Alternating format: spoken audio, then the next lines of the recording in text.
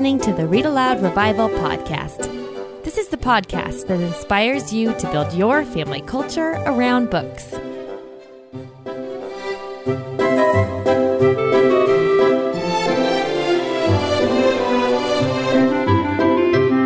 Hello, Sarah McKenzie here, and you're listening to episode 17 of the Read-Aloud Revival podcast.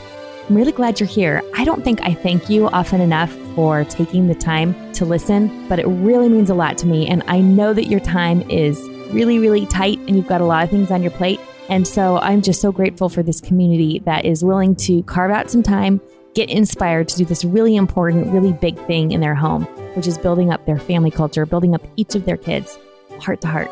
Here's what you can expect in 2015. Every 2 weeks on Tuesdays, a new podcast episode will go up. You can find those, of course, at readaloudrevival.com. Now, in March, we've got a whole bunch more awesomeness coming your way. So stay tuned, because the next couple of months, I'm going to be sharing as much as I can as we go along. I've got a little team of people helping me put together this really awesome resource for you that I think you're going to love. I don't want to talk about that today, though. I really want to get into this episode because I'm so excited about this episode. Sarah Clarkson and I tried to get together for a podcast several times, but she is studying at Oxford in England, and it was a little bit hard to coordinate our schedules with different time zones and whatnot. The morning we finally did end up getting to record, she looked beautiful and radiant, and when I called her on Skype, she answered with her video, and that I thought, oh my goodness, and I was in my pajamas with my bed hair. What I tend to do is schedule the podcast early in the morning and sneak out of bed before the babies are awake and sneak into my office and have these really awesome conversations about reading aloud before everybody wakes up. And so I wouldn't turn my camera on. So poor Sarah, I got to look at her the whole time we were talking and she had to just look into her screen. But she's awesome. You're going to love her. So I'm going to stop babbling right now and we're going to get right into it. Today, I get the distinct privilege of chatting with someone I just know you will love if you don't already. Sarah Clarkson is the daughter of the very well-known and much beloved founders of Whole Heart Ministries, Clay and Sally Clarkson. The Clarksons have been instrumental in the movement toward forming strong family culture in today's modern and hectic world. And Sarah, a student at Oxford, chief editor of Storyformed.com, and author of several fantastic books, Journeys of Faithfulness, Read for the Heart, and her newest, utterly fabulous book, Caught Up in a Story, Fostering a Story-Formed Life of Great Books and Imagination with Your Children. Quite honestly, I can't think of someone who is a better inspiration and encouragement to what we're doing here at the Read Aloud Revival, and I am so excited to be chatting with her today. Sarah, welcome to the Read Aloud Revival. Oh, thank you so much. I'm delighted to be here. Well, maybe for our listeners who haven't met you yet, can you tell us a little bit about yourself? Absolutely. At the moment, I'm a student at Oxford.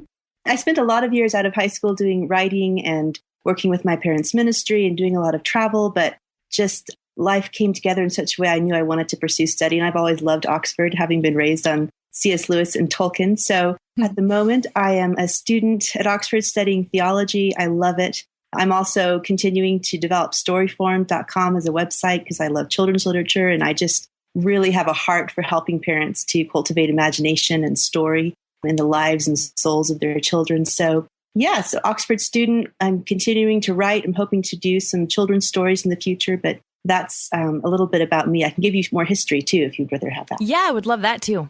All right. Yeah, I am probably, many of you know my parents, Clay and Sally Clarkson. I was raised in a wonderful family. I grew up in just very shaped by literature in our home. My parents had a heart early on to really cultivate a home that was filled with books. I think the two of the defining forces in our home were discipleship and literature. And I really think the two go together. My parents, when I was very young, lived in Europe and were surrounded by writers and musicians and artists and missionaries. And they just got this vision, I think, for what it looked like to have a very rich soul, and they wanted to give that to their children. So from the time I was a little girl, we moved back to the States when I was very young, they went about creating this a home that was rich in books and art and music. And also on the other side, what I would say, the story of scripture and discipleship. I encountered the Bible from the time I was little as a story. This was my story, the story of Christ. And so I grew up in a home crammed with books and just really felt that stories shaped my identity as a person, shaped my vision of what I wanted to do. And so being the child of writers, I very naturally, I think, was drawn to the written word. Pretty much everyone in my family is. None of us will be able to balance our checkbooks greatly or be accountants, but we can all write a story or sing a song. So the important things, Exactly. So when I was 16 or 17, I expressed a desire to be a writer. And my parents, to my surprise, said, well, why don't you try to write a book?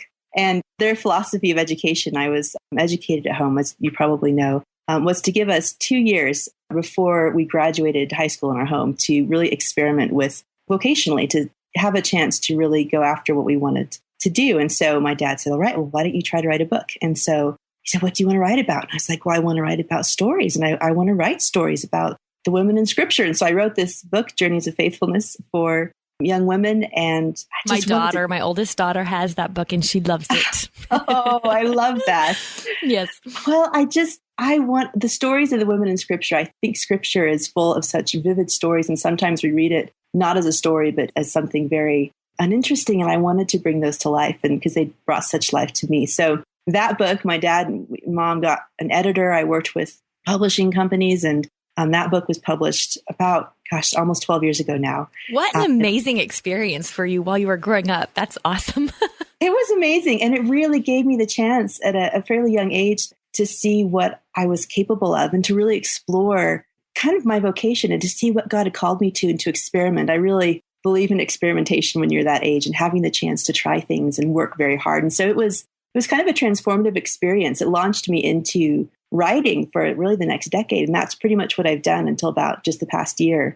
I continue to write devotionally for young women. And then just briefly, I went to a conference in Oxford almost 10 years ago now, at which Dana Gioia, who is now at the time he was the head of the National Endowment for the Arts. And he gave this talk on reading and how he had just completed a study into the reading habits of Americans. And it was one of the largest studies ever done. And it was based specifically on literary books. So not just, how-to or textbooks, but literature, poetry, stories, and found that there was a decline in reading across every age group, income, social, anything. The levels of people reading literature, reading poetry, having souls enriched by story. This was on the decline all across America. And he gave a very compelling talk on what that would mean for culture and what it would mean really specifically for democracy. And I was just fascinated by that because having grown up with books all around our home, I just assumed everybody had stories. Right. And it just was, I couldn't imagine a life without these books, these mental companions of my imagination.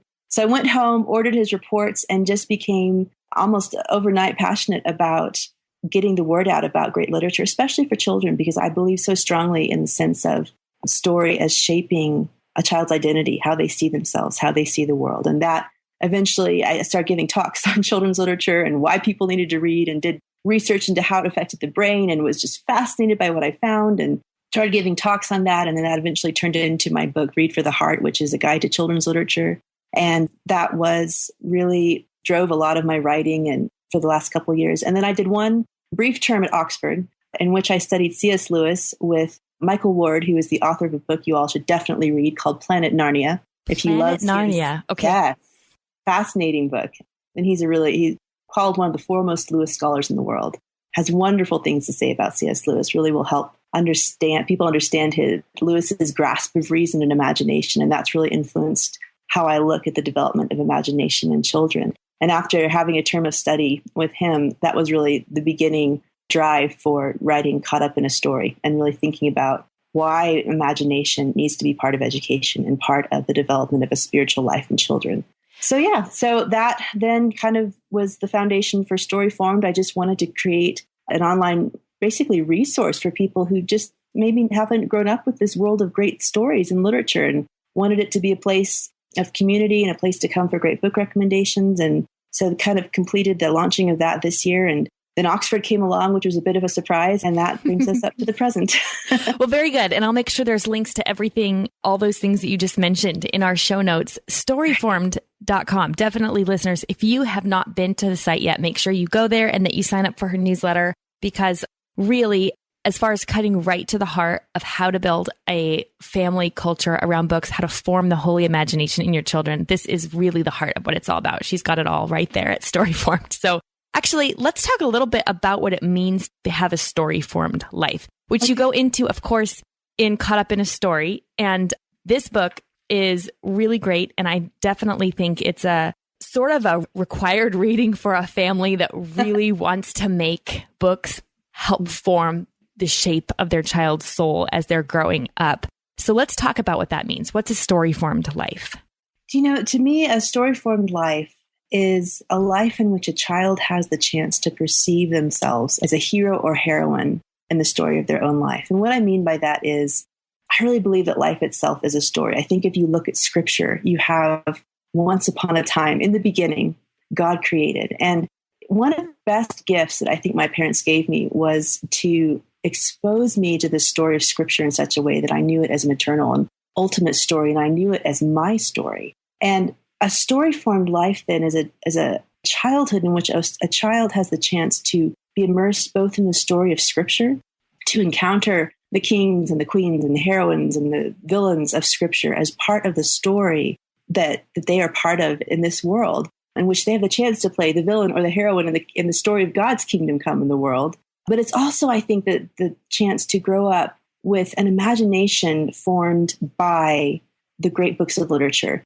I think we don't think enough in education about forming the interior world of a child, because when children come into the world, they're taught how to see it. I've done a lot of study in the past couple of years on how our consciousness is formed and how language forms the way we see the world. And the stories we read, the books we read, the narratives that surround us from birth teach us how to look at ourselves, teach us how to look at other people, teach us how to see the world. So from a young age, if a child is taught to look at the world around them with wonder, to see nature, to see storms, to see snow as something beautiful, then they have from their youngest years this capacity to see the world as something beautiful, to perceive it as a gift from God, I would say.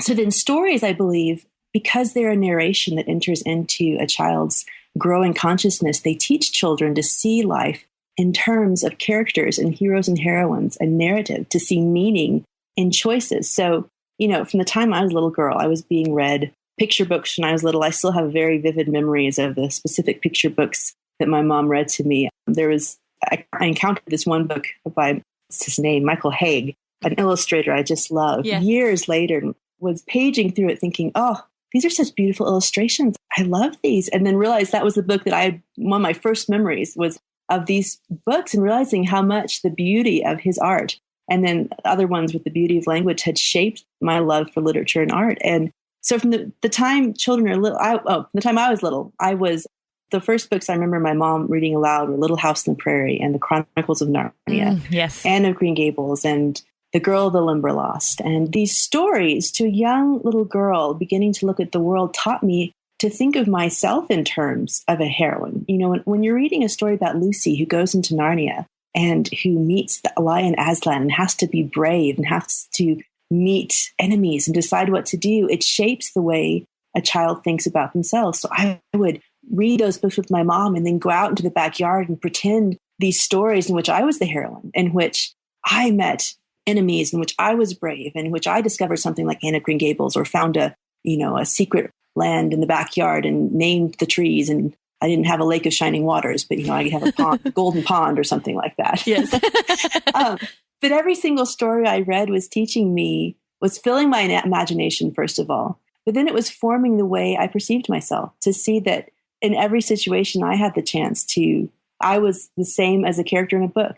My choices had consequence. My words could create or they could destroy. There's this sense in which, even as a young child, I think you begin to understand that your life is a narrative in which you have the power to play as a hero or a heroine.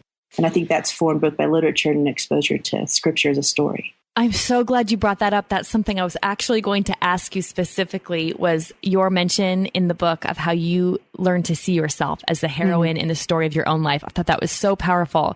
And the way you describe it just makes me think, goodness, what could we possibly do to better prepare our children for the life that God's called them to than to help them see themselves as the hero or heroine in the story of their own life. So I think it's crucial. Yeah, that's amazing. So tell me then, when you were growing up, did you have such a positive view of your parents and the time spent reading together? And your family was homeschooling at a time not like today, when homeschooling is really widespread and super acceptable, pretty much everywhere. So tell me about that. When you were growing up, did you have this sort of appreciation for the read aloud culture in your home and kind of the countercultural way your parents were raising you? Or is that something you've matured into and now see, in hindsight? Sure. The read aloud culture was something pretty much we enjoyed. My mom was definitely believed in bribing us, in the sense of she did everything she could. Like every good mother. Like every good mother. There's nothing wrong with this. Delight is part of training. Reading times were delightful. I remember someone asking me, what did you do this morning? And I said, well, did you do school this morning? I said, no, we didn't do school. We just read aloud. And my mom was like, wait. We did too do school. We read aloud history, poetry, art, and literature. And I was like, oh, I guess that was school. Yes. That happens to us too. We'll go to the grocery store and not anymore so much, but it used to happen when the kids were really little. My oldest were really little. They would say, are you already done with, or, where are you in school? And they'd say, we're homeschool. Oh, you don't have school today? And they're like, no. And I would think, oh my goodness. I mean, I was at the same time really excited that my kids didn't see it as school to be checked off, and really horrified that this is what they would say to perfect strangers.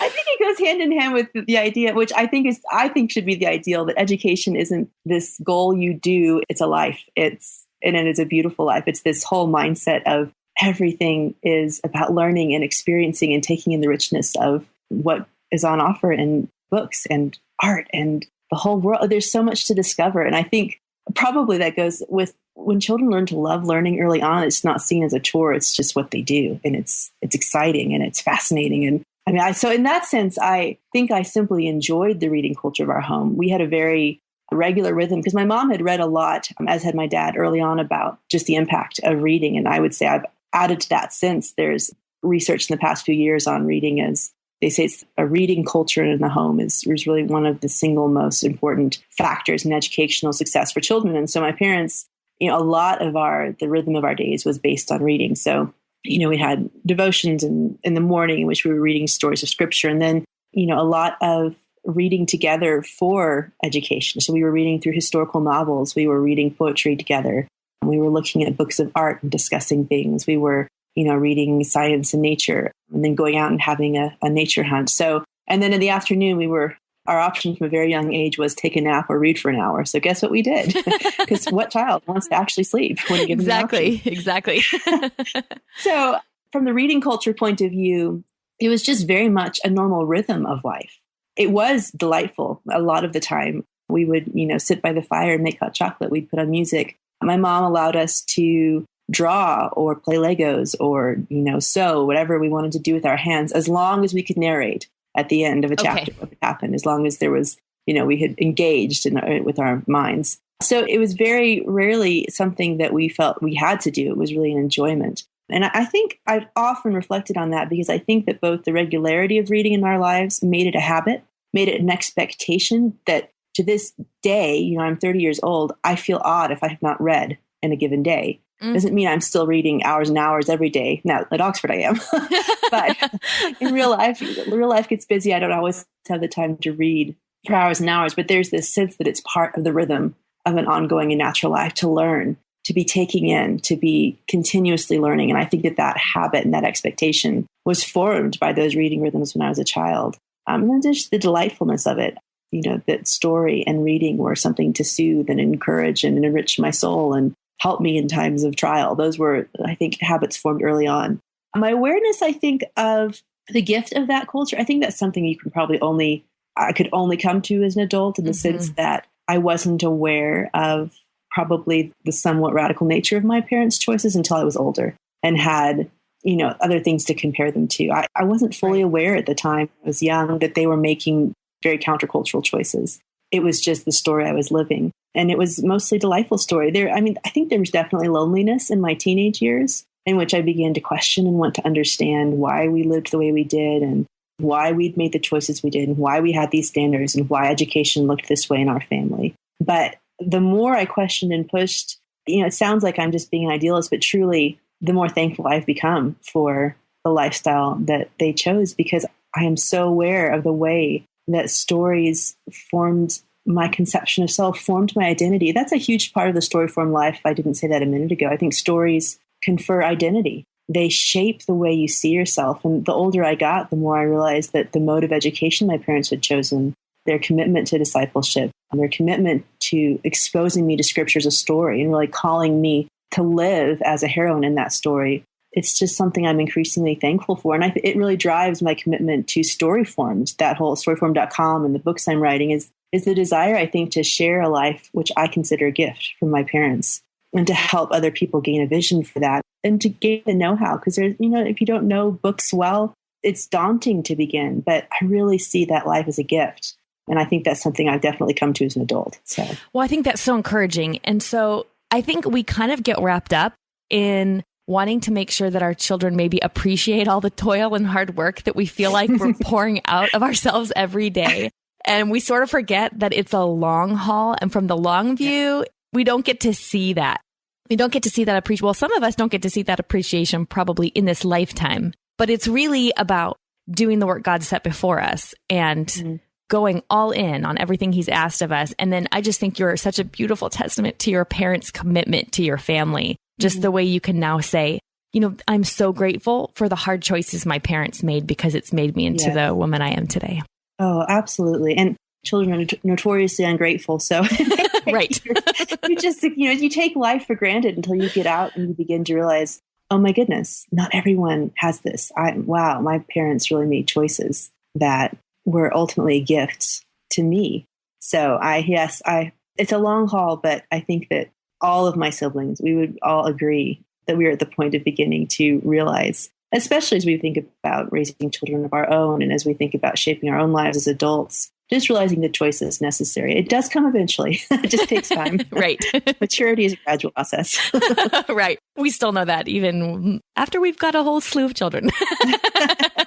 We're still maturing. So then how did your parents handle if you or your siblings didn't like a particular book? Did they push through it? Did they just keep going? Did they let it go and try something else? Or what was your experience with that?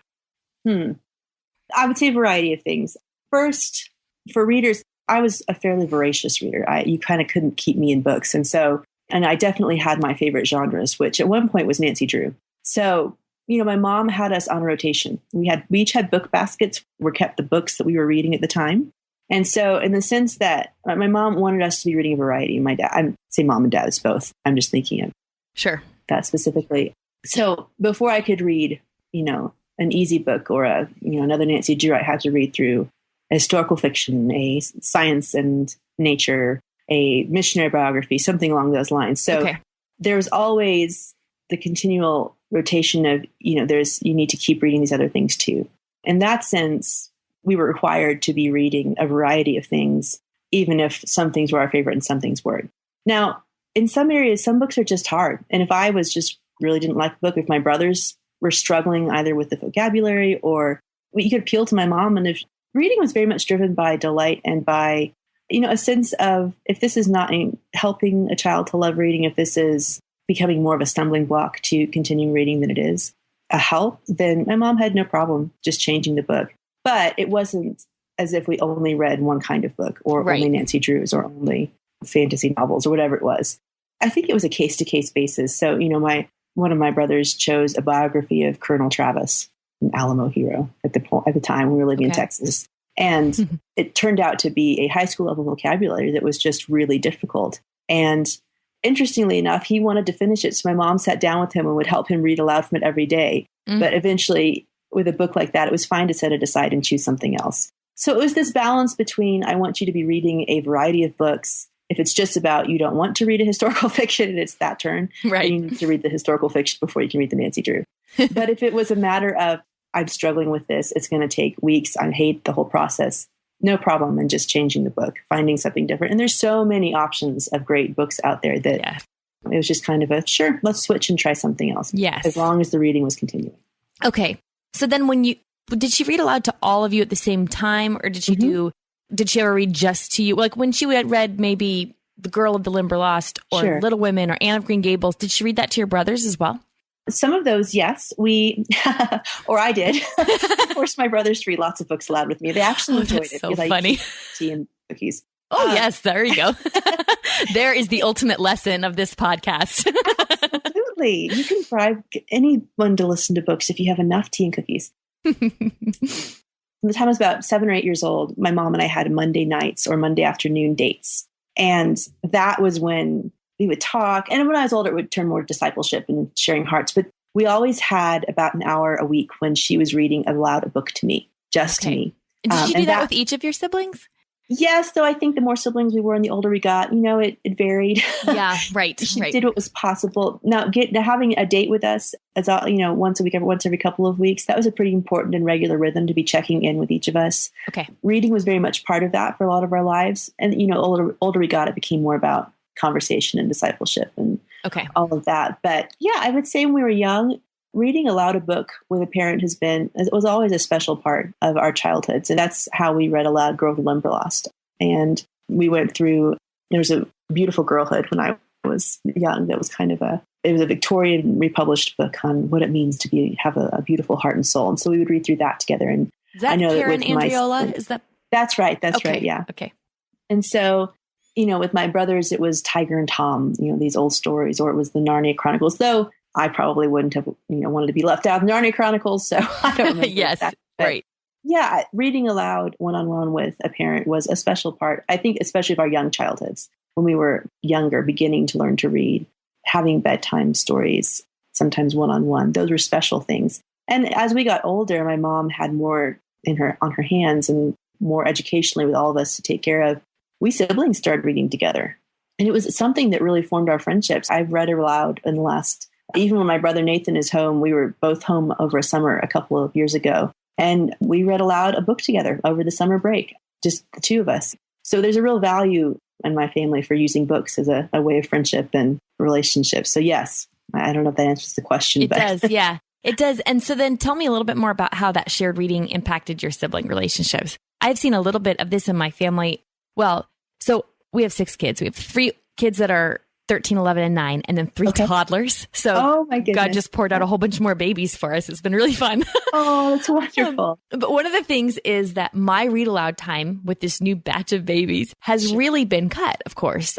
So one thing I've noticed is that my 11-year-old will fall in love with the series that my 9-year-old's not quite ready to read yet on his own. And so they'll disappear into the basement and she'll read it aloud to him. And this is so, I'm just so excited about this possibility. But I'm just curious as to the sibling effect, what effects it had on your sibling relationships to be able to share books together. I think great books and great stories are profoundly friend-forming things, especially with siblings. I would say for us, it created this sense of a shared narrative, these stories that, our imaginations were being filled with the same books and the same things. And I think because we did it too as kind of a treat. One of the first books I read aloud to my siblings, I was probably, 13, 14, 15, somewhere in there. I can't even remember exactly, but we read Kidnapped by Robert Louis Stevenson. Mm-hmm. And I had just gotten my first official tea set. And so I forced my brothers to have tea with me, but they actually enjoyed it because they'd just been reading C.S. Lewis. And C.S. Lewis has this great quote where he says, "You could never find a cup of tea large enough or a book long enough to suit my taste." Oh. And so at that point, tea was okay, which all the men in my family love tea. And they have been taught to love Pride and Prejudice and Anne of Green Gables. So it's just it's all learned then. And the girls love, Lord of the Rings and Kidnapped, which is very much a swashbuckling tale of adventure. And so we would sit together by the fire and we would read Kidnapped, this story of a young Scottish boy whose, evil uncle wants to cheat him out of his inheritance. And he ends up in the Highlands during some of the Scottish, unsettling things and is on this epic journey. And we loved it. And we would read those books and then go out and pretend the stories. And later on, we would read aloud. I read aloud The Great Divorce to my brothers. And, for us, it was very much a shared culture. We all enjoyed the stories. Reading those together gave us things that we discussed in common. I talk about Lord of the Rings in our family. It's kind of one of the defining narratives of our family. We talk about things in terms of, the fellowship, and Gandalf is a common name, and Frodo. But reading these stories together creates this shared sense of narrative and this shared sense of who we want to be. And there's the story I open up, caught up in a story with the book that you mentioned a little bit earlier, is of a walk I had with my brother Nathan when I think he was 12 and I was 15, or no, he would have been 10 or something like that. It's been a while. But we went on this walk, and he took my arm and he said, "Sarah, what hero do you want to be?" Because we'd both been reading Lord of the Rings together. He was like, "I want to be this hero." And then he said, "Which hero do you think you want to be?" And that conversation encapsulates to me one of the gifts of reading together as siblings and kind of sharing this world in which we're growing and imagining together. And I just think it creates a profound sense of friendship between siblings. And as I said, home 2 summers ago, my brother, who's, got a full-time job out in Hollywood, and I'm home from a study of some sort. I don't remember what it was, but we sat out on the porch every morning and read this story, Peace Like a River by Leigh Finger. It's one of our favorite books. And just were immersed in this tale of this little boy named Reuben who believed he'd been put on the earth to witness the miracles of his very humble janitor father and the way he searched for his brother. And it just creates this deep friendship and this shared view of the world and this shared sense of narrative of what we expect and how we see the world and how we dream. And I just think that books really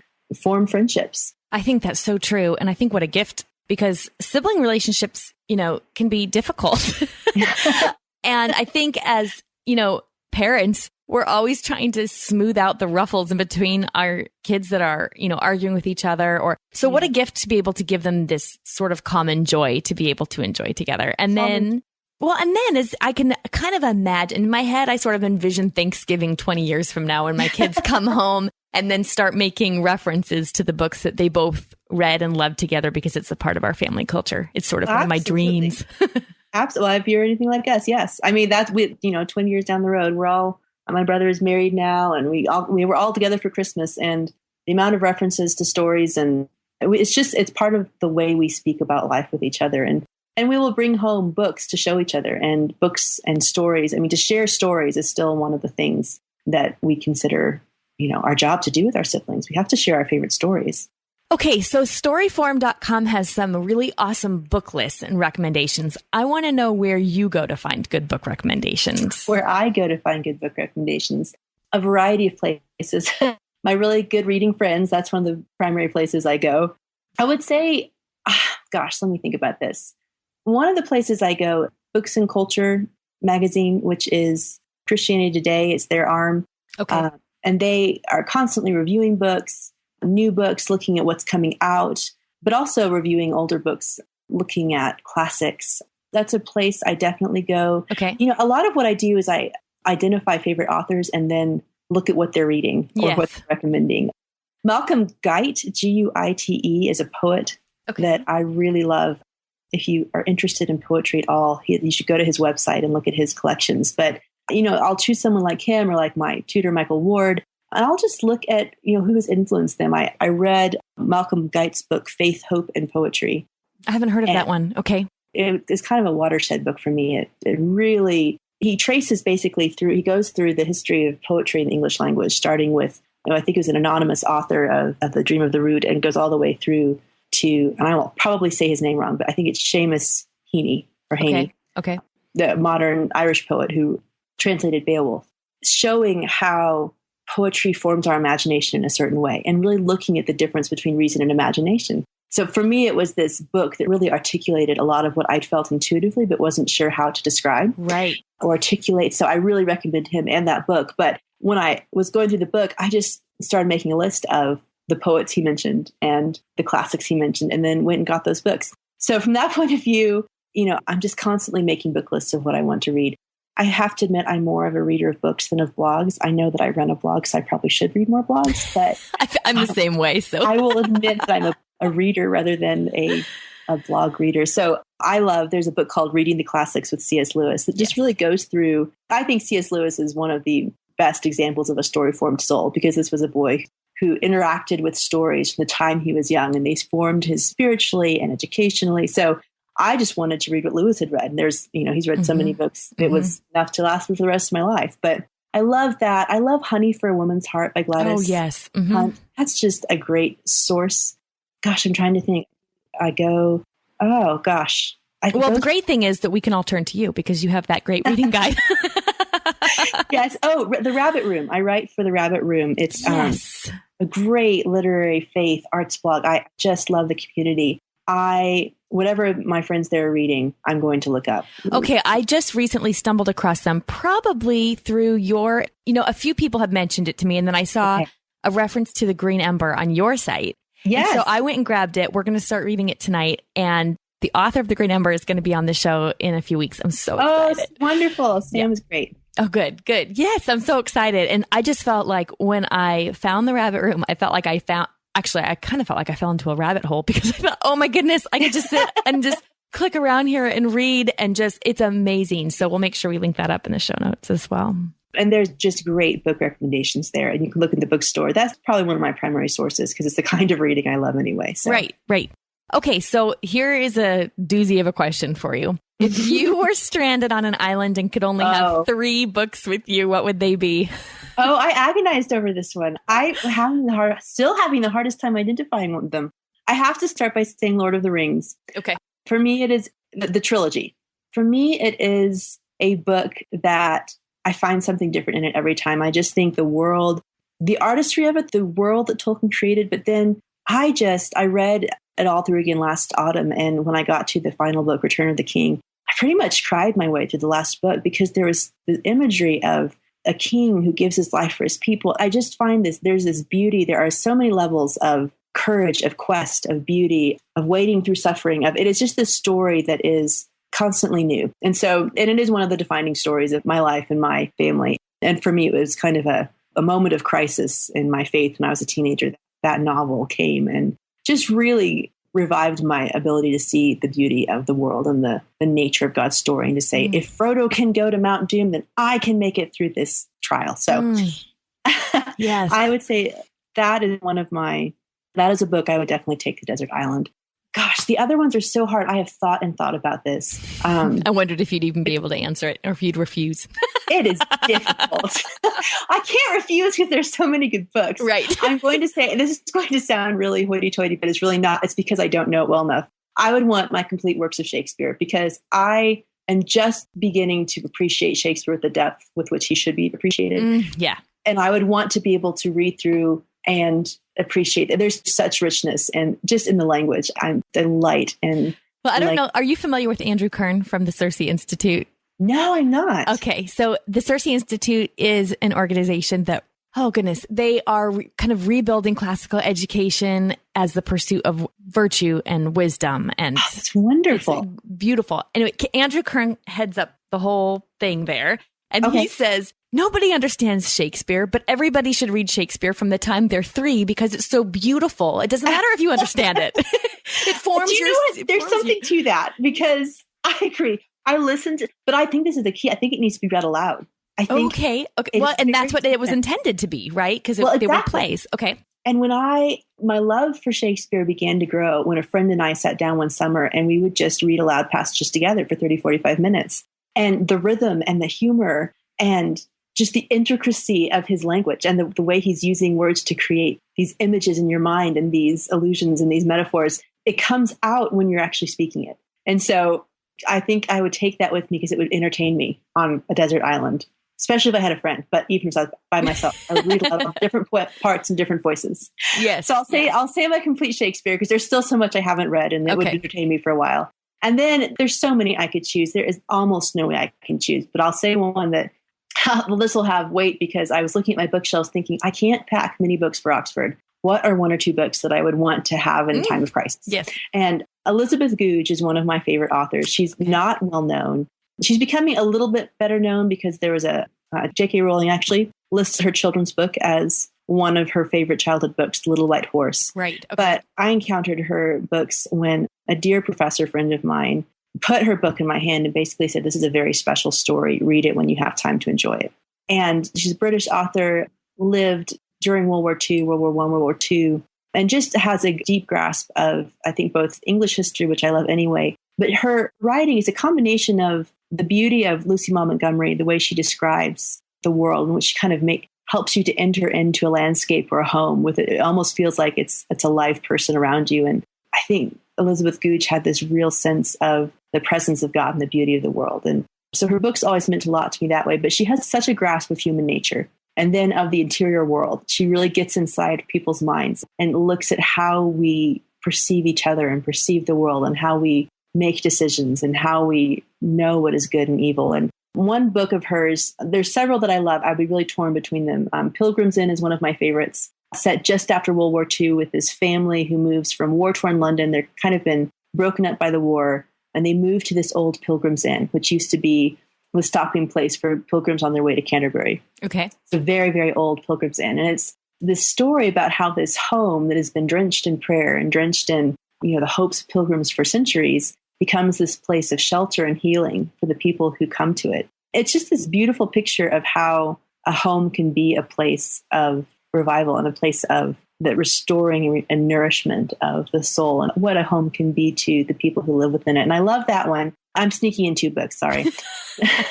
That's my favorite. But the one I'm taking to Oxford is actually a book called A Scent of Water. And it's a very, very simple story. It's a very quiet story. So, you're not looking for dramatic narrative, but it's just the story of a woman who inherits an old home in an English village. And to her surprise, it's set in the 50s, right after the war, and realizes it might be her last chance in the midst of the modern age to experience the deep quiet of the countryside and the quiet of a different life. And so she moves there, but she's very unexpectedly caught up in the story of the woman who lived there before her. And it's a book about what happens in the quiet and inner places of the heart. I think I have that book on my shelf, and I haven't heard anyone talk about it, so I haven't picked it. I'm going to go start it today. It is so nourishing to my soul. And again, it's a very quiet story. So it's kind of a spiritual companion in many ways. And Googe, like George MacDonald and some of Lewis, is one of those authors you almost can read their novels as devotional because they're so rich in spiritual thought. Well, I'm excited to hear that because my 13-year-old is reading her very final Lucy Maud Montgomery. We have scoured to find everything written by her. And she's so sad. I can see her slowing down, and she's so sad to be reading the last one. And so to tell her that I can introduce her to someone else who will feed that part of her, that will be wonderful. Googe is a natural. I really think they go together. I think you start with Lucy Maud Montgomery and then you progress to Googe. Okay, perfect. You'll probably make her day with that recommendation. Oh, good. Oh, thank you so much for chatting with me today. This has been so wonderful. Can you tell our listeners where they can find you online? Absolutely. Storyformed.com is my site for children's literature. It's really where I'm trying to develop. It's been slower as I have been at Oxford, but I'm continuing to want to develop just a library of book reviews. So you can go and search a catalog and find, a medieval book for boys or whatever, that there's an easily searchable database of book reviews. So that, and then just, a continual resource of articles on imagination, of book lists by other people. So Storyformed.com is my major site on children's literature. And then my personal blog, where I do a lot of writing of a more devotional or faith or current life experience or beauty, things like that, is thoroughlyalive.com. Okay. So those are the 2 places to find me on the web. Wonderful. Well, thank you so much. I really, really appreciate you being with me today. Absolutely. Thank you so much for having me. It was really a delight.